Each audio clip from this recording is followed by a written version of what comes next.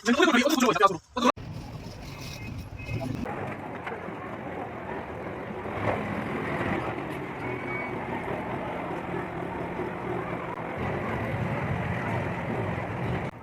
नाम मोहम्मद कैसर है।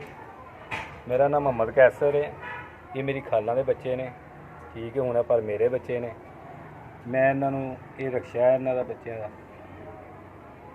तो रोज़ाना का 1000 रुपया बच्चों देंगा। टुट भज गड्डी की मेरी सारी जिम्मेदारी है, ठीक है, मैं ही करानी है सारा कुछ, ड्राइवर मैं इस गड्डी का।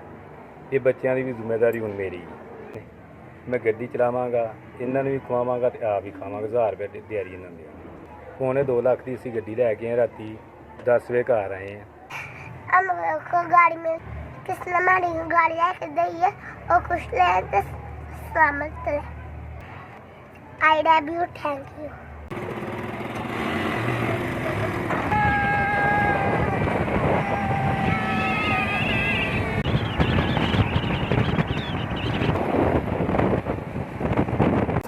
सिलाई भी सीखनी पई हाँ, हुण मैं उहदे ते भी सिलाई ते भी हर तरह की साडी मदद हुई।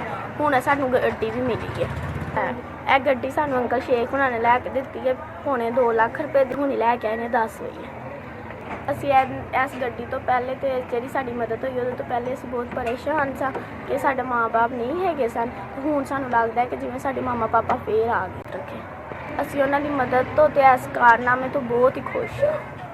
पहले असी रो के तो तरस के रोटी खाने से, पर हुण असी रो के तो तरस के रोटी नहीं खावांगे, क्योंकि साडी रोजी रोटी हुण तोड़ पई है। इस रश्के तो सानू भाई कमान करनगे तो सानू देन करनगे। भाई कैसर जेरे ने साडे भाई की जगह ते भी ने, साडे माँ बाप की जगह ते भी ने। उन्होंने कहा है कि मैं गड्डी चलावा करांगा, तुहानू खर्चा भी दा करांगा। तो सारी उन्होंने जिम्मेदारी तोड़ फोड़ की भी जिम्मेदारी लई है। मकैनिक भी ने, ड्राइवर भी ने। वो कहते चलावांगा भी मैं, तुहानू 1000 रुपया रोजाना दा करांगा। जिन्हें जिन्हें भी साडी मदद की भैन भाइयों ने, असीं उन्हां दा पता नहीं साडे कोल लफाज नहीं कि असीं उन्हां दा शुक्रिया अदा किस तरह करिए, क्योंकि जदों भी सानूं गड्डी की कमाई मिले करेगी उदों ही असीं उन्हां नूं दुआवां दा कर। मैनूं इन्नी खुशी है कि मेरा दिल कर रहा कि मैं रो पवां।